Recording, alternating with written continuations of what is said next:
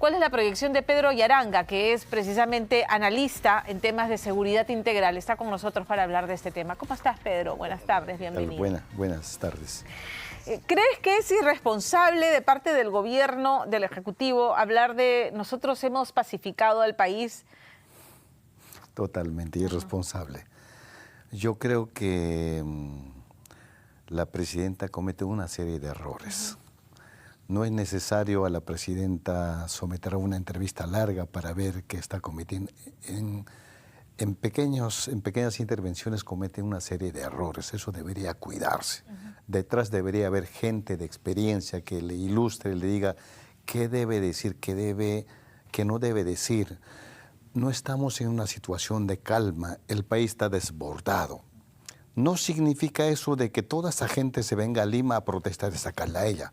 No estamos en esas condiciones porque la gente quiere asegurar la alimentación. Hay zonas donde la reactivación económica no ha llegado a su tiempo, recién un poco se está notando. El pollo recién está bajando de precio. El tema del fenómeno de todo lo que es el norte recién está bajando y la gente quiere trabajar antes que dedicarse a otras cosas. Esa es la explicación, no es porque el país esté totalmente pacificado.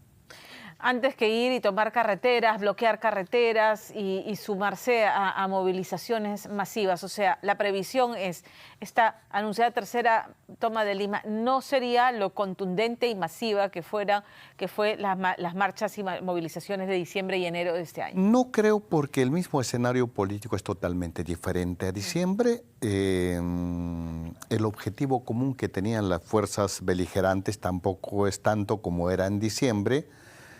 Lo otro, tenemos una policía ya mucho más fortalecida a estas alturas. Recuérdese que en diciembre la policía no tenía nada. Claro, fue estaba totalmente desmantelada, golpeada por Castillo. Ajá. En esas circunstancias es como enfrenta la policía. Actualmente ya no está en mejores condiciones, podrá hacer mayor inteligencia. Si la delegación viene a Lima, igualmente podrán estar mejor vigilados. Lo otro, los grupos que comandan esta protesta no están unidos, cada uno tiene sus propios intereses. El de Cajamarca una cosa, el de Madre de Dios otra cosa. En la parte sur, donde debería estar fortalecida, tampoco lo está. La CONULP, o sea, que agrupa a los grupos principalmente de Puno, tampoco está tan bien. Lo que sí en el camino han deslindado bastantes con la gente mucho más beligerante, que es la gente del FENATEP. Lo han separado abiertamente. Sin embargo, tampoco descarto de que esa gente se quede ahí, porque para ellos esta es una oportunidad, cualquiera fuera el objetivo. De todas maneras van a infiltrarse en otras organizaciones. FENATEP, ok. Hablemos del FENATEP, que es organización magisterial que ya perdió su estatus de sindicato, que es la facción del magisterio organizada y que aglutina a Pedro Castillo, ¿correcto? En varias oportunidades el premier Alberto Tauralo y la presidenta Dina Boluarte han hecho referencia a que toda la violencia y los muertos en las manifestaciones son directa responsabilidad de Pedro Castillo, señalándolo como la mente o su organización detrás de toda la violencia que hubo. ¿Es así? Yo diría que es Porque una responsabilidad. Nunca se logró identificar rostros, ¿no? O sea, rostros responsables de la violencia evidente que sufrimos los peruanos durante las manifestaciones también, ¿no es cierto? Por supuesto que sí. Ajá. Yo diría que es una responsabilidad compartida. ¿Ya? No descarto esa responsabilidad de Pedro Castillo, el grupo de Pedro Castillo, que actualmente están siendo procesados, y probablemente también la investigación judicial también va por ese lado. Sin embargo, también tiene una responsabilidad directa la actual presidenta.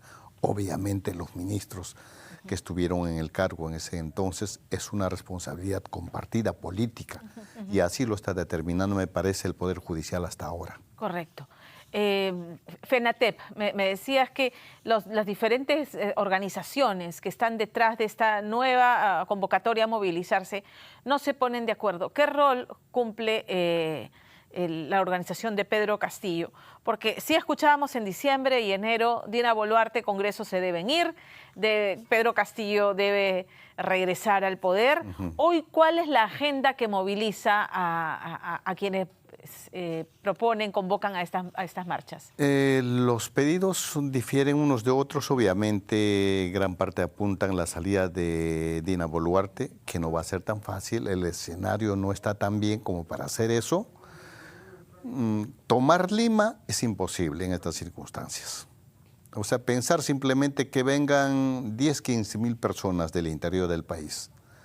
¿El apoyo logístico para mantener por lo menos una semana para esa gente es suficiente? No creo. ¿Están organizados para hacerlo? No creo. Están pidiendo el apoyo de los clubes departamentales, por ejemplo, para dar posadas, sobre todo, ¿no? Para pernoctar. Que a lo mejor pueda ser suficiente, pero no creo que sea del todo así. Y lo otro es que si viene en general, hay mucha gente que no conoce Lima. Que el financiamiento de dónde proviene. Esa fue también otro tema de discusión. Decían la minería ilegal, actividades ilegales financiaron toda esta movilización. Hubo quienes se rasgaron las vestiduras, decían, demuestren pues que somos financiados por estas actividades ilegales. ¿Y hay una línea que conduzca a confirmar esta hipótesis? En las investigaciones están en ese camino, sin embargo todavía no hay digamos, responsables directos, pero sí de hecho que está por comprobarse de que en gran parte provenían de las economías ilegales, ¿no? Eso y también el apoyo internacional.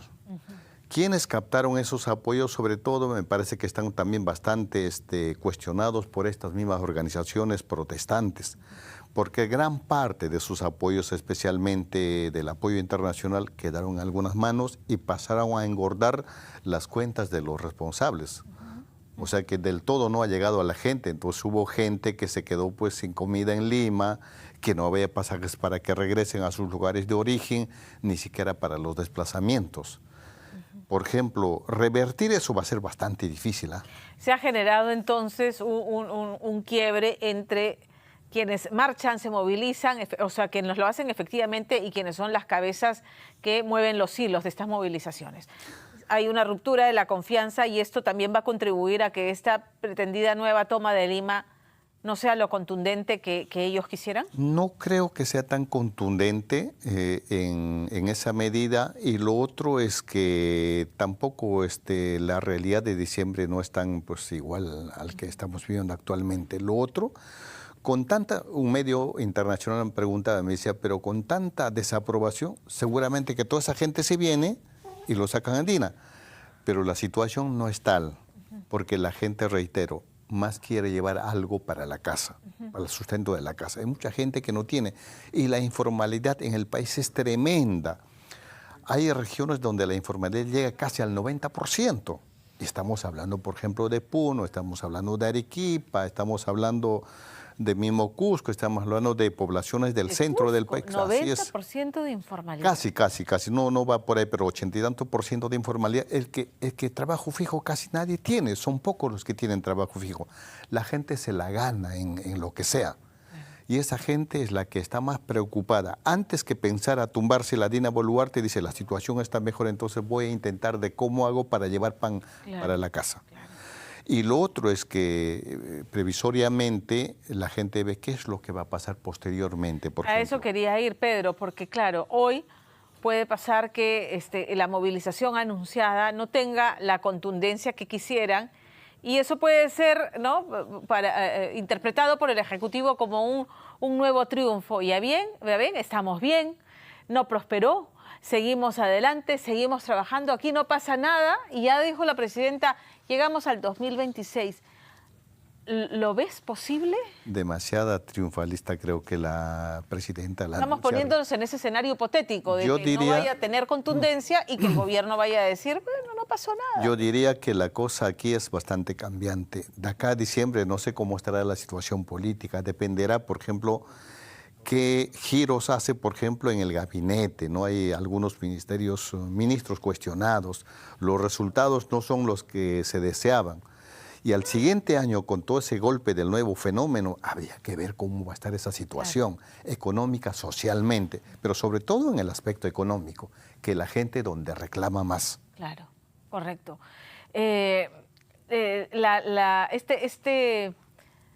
dimes y diretes entre Keiko Fujimori y Dina Boluarte. Que Keiko pidió cambios de ministros, salió el ministro, la ministra de Salud, entró uno nuevo que pareció un holograma porque no lo vemos, ya no hemos vuelto a escuchar del señor Vázquez. Y Dina Boluarte respondiendo, bueno, ¿quieres adelanto de elecciones? Presenta el proyecto de adelanto de elecciones si quieres. Y son dos poderes bien precarios, el Ejecutivo y el Legislativo, tú lo has dicho, ¿no es cierto? Demasiado precarios. Entonces, pero yo diría que en ambos lados lo que están viendo es la comodidad política, la comodidad personal. Naveguemos como el corcho sobre esta crisis hasta el 2026. Digamos que cada uno podrían cuestionarse, pero no les conviene por el momento. Porque ni los congresistas ni el Ejecutivo quiere irse, quieren estar cómodos.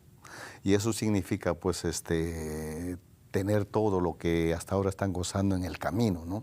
Porque si empiezan los cuestionamientos, entonces a lo mejor salta algo peor y la gente podría ser mucho más beligerante, a lo mejor, ¿no?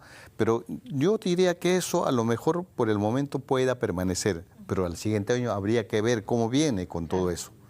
Yo creo que incluso la popularidad, por ejemplo, esto de que no haber castigado en el Congreso a las mochasueldos, que para mí no son mochasueldos, son robasueldos. No, claro, son Aquel que se apodera dinero ajeno está robando. Es ¿no? robo, correctamente. Entonces, esas cosas, por ejemplo, ¿cómo va a asimilar la gente?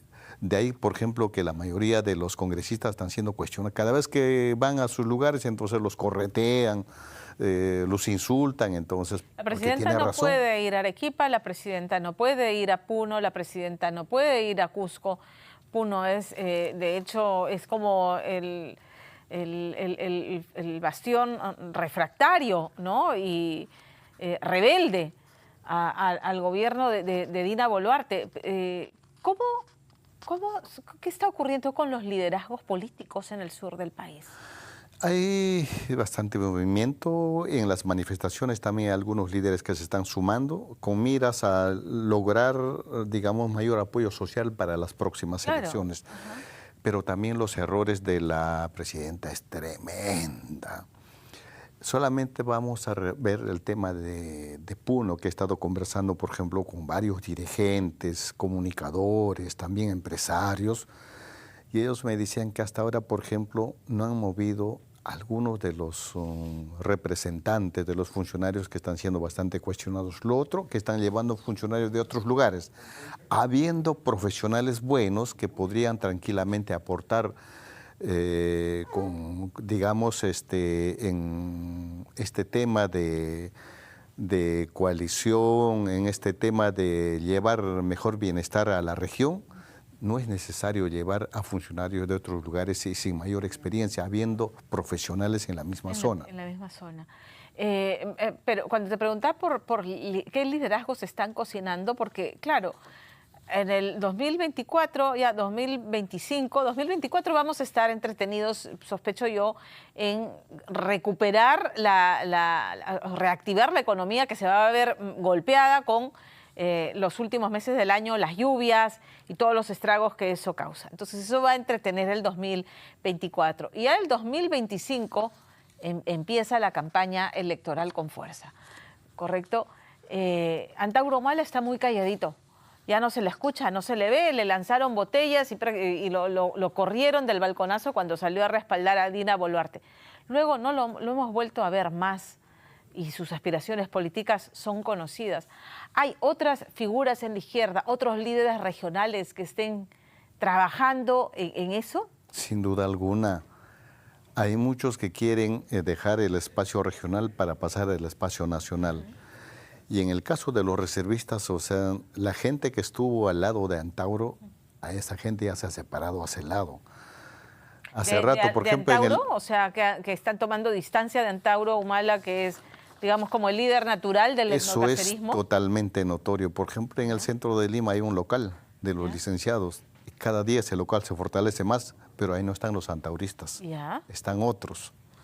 Pero obviamente también con deseos de participar en las próximas elecciones, ya sean como candidatos en las regiones o también al Congreso de la República. Allí hay varios líderes. Y la izquierda que tiene este comportamiento cómplice con la extrema derecha, por una agenda subalterna, ¿no? Lo que están haciendo con la educación, con la SUNEDU, el transporte, o sea, con todos los despropósitos que están ejecutando en el Congreso. ¿Cómo ves la izquierda? ¿Fragmentada, unida, cuestionada? Los extremos veo por el momento un poco igualmente revisando e intentando qué es lo que quiere hacer hacia adelante. Ajá. Pero están bastante golpeados en el caso de la izquierda extrema, la misma izquierda, lo que hizo con Pedro Castillo. De todos los pasivos Pedro Castillo, pero seguramente que en el camino confían de que a veces el pueblo se olvida y que en algún momento los va nuevamente a empezar a respaldar. Pero yo diría que los extremos actualmente no están tan bien. En el camino puedan recuperar, quizás, pero con posibilidades de lograr, digamos, algún triunfo en las próximas elecciones, en esta misma coyuntura, descarto eso totalmente, ¿no? Lo que hay que concentrarnos ahora es lo que deberían concentrarse Ejecutivo y Legislativo es en hilar fino y eficientemente para atender la crisis que se va a venir de todas maneras con el fenómeno del niño global, los estragos de los que aún no se recuperan y la reactivación económica el próximo año. Eso es. Eso es encima lo que la gente siente a nivel del país, es el tema de la inseguridad. Ciudadana, ¿no? Totalmente. Y la inseguridad totalmente. Ciudadana. El tema de los asaltos, de los secuestros, ya no solo se están dando en el caso de Lima, eso ya está trascendiendo bastante en provincia, a veces no se siente. Por ejemplo, acá en Lima se habla del Tren de Aragua, de organizaciones, pero nadie presta atención a lo que está ocurriendo, por ejemplo, en la Sierra de la Libertad, que es la zona minera, altamente minera, que es el distrito de Patasi en la provincia del mismo nombre. Allí están las bandas, las organizaciones Tren de Aragua, colombianas, ecuatorianas, están las brasileras, están las organizaciones nacionales. Tremenda criminalidad, donde no asaltan por dinero, sino asaltan material minero. Y lo traen en tremendos camiones, lo traen para Trujillo para vender. Eso es mucha plata. Es decir, casi el distrito en conjunto ya está siendo controlado por la criminalidad. Eso, por ejemplo, ha trascendido en Lima, casi todavía hasta ahora no ha trascendido. Y eso es en la Libertad, aquí en la costa. Madre de Dios. Estamos cerca. No, Madre de Dios pasa lo mismo con la minería ilegal. Con la minería ilegal. Ilegal, correcto. Entonces, actualmente en las economías ilegales, la economía ilegal del oro está en el primer lugar. Ajá. Y en el segundo lugar, sobre todo en los tres últimos años, en los dos, yo diría, está la trata de personas. Claro. Sobre todo porque van amarrados, pues, claro, van amarrados, arman campamentos ilegales de minería e instalan estos cuchitriles espantosos, secuestran mujeres y las tienen ahí como esclavas sexuales. Y en el tercer lugar, la Pampa de primera mano. Y en el tercer lugar recién está el narcotráfico. Anteriormente el narcotráfico estaba ahí a la cabeza, ahora ya no, pasó al tercer lugar. O sea, el Perú se ha convertido en territorio liberado de mafias internacionales. Totalmente de bandas, informal, en todo. ¿Y eso en qué espacio de tiempo se produjo? Porque el domingo, cuando se hablaba del tema del Tren de Aragua y cómo es que Perú se ha convertido como el epicentro de sus tentáculos en la región, Pedro Castillo nuevamente debilitó el Ministerio del Interior, humilló a Aníbal Torres a la policía. Recordemos cómo públicamente Aníbal Torres humilló a la policía, debilitó a la policía, no se ejecutó, no se esbozó ningún plan ni de inteligencia ni de trabajo contra la inseguridad ciudadana y esta ha proliferado, se ha fortalecido en este tiempo. La policía está en plena recuperación, creo que necesita mucho, pero necesita apoyo logístico. Correcto. Si acá en Lima vemos comisarías que están a las justas, que no tienen mucha logística, ¿En provincias? Vamos a revisar en provincias que no tienen nada, que para desplazarse tienen que poner, pues los mismos policías tienen que poner un poco de gasolina, que falta repuestos, que no tienen carro, por ejemplo, como para perseguir a los delincuentes, porque los delincuentes tienen camionetas del año. Entonces, todo eso debería cambiar. Yo creo que el ministerio correspondiente debería trabajar en apoyo siempre a los grupos especializados de la Policía Nacional, de las Fuerzas Armadas. Ambos tienen que darse la mano. Bueno, esto me deja muy preocupado, debo terminar porque ya me está diciendo que debemos terminar la conversación, pero me deja muy preocupada porque conversé alguna vez con un profesor de una maestría de Ciencias Políticas y me hablaba del Estado fallido. Y de un Estado fallido, uno de los ingredientes para convertirnos en un Estado fallido es que precisamente las mafias organizadas, el crimen organizado campee de tal modo que el monopolio del uso de la violencia ya no sea solamente exclusivo del Estado, sino, ¿no?, de la actividad delincuencial. Y eso es lo que nos está pasando. Eso es lo que nos está pasando lamentablemente y eso hay que revertir en el tiempo. Ese debería ser un gran proyecto del Ejecutivo, también del Legislativo. Claro. Y para abrir ese camino, por ejemplo, porque el Perú turísticamente tiene de todo. Entonces, ¿qué deberíamos hacer? Acabar con esas bandas.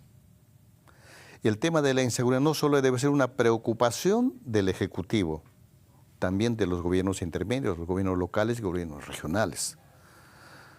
Presupuesto, logística, capacitación, poner énfasis en el Ministerio del Interior principalmente y en la policía. Alguien planteó en esta semana, por ejemplo, que el 2% del canon minero debería pasar, por ejemplo, para justamente cubrir esos gastos. Podría ser una salida, pero eso habría que ver. Un control concurrente de la Contraloría, porque ya hemos visto también el tema de la corrupción, infelizmente también que perfora el presupuesto de la policía. Pedro, te agradezco mucho. Deberíamos volver a concretar una entrevista contigo para hablar exclusivamente de esto que me ha dejado con las alarmas encendidas, ¿no? Cómo operan bandas internacionales en actividades ilícitas que han superado en importancia el narcotráfico. Lo que no nos estamos dando cuenta es que, por ejemplo, las mafias en América Latina, el PCC, el primer comando de la capital de Brasil, se está masificando. Está controlando más del 80% en Brasil, también está llegando a controlar más del 80% en Paraguay, y la vista que tiene a la mano es copar Perú y en parte Colombia, porque Perú tiene mucho en cuanto a la minería ilegal, narcotráfico. Para ellos eso es un buen espacio. Y eso hay que prepararnos porque ellos trabajan en familiaridad. No es cualquier banda, no es cualquier organización. Esa es una familiaridad que crece desde las cárceles. Te agradezco, Pedro. Volveremos a citarte para hablar de este tema a profundidad. Muchas gracias.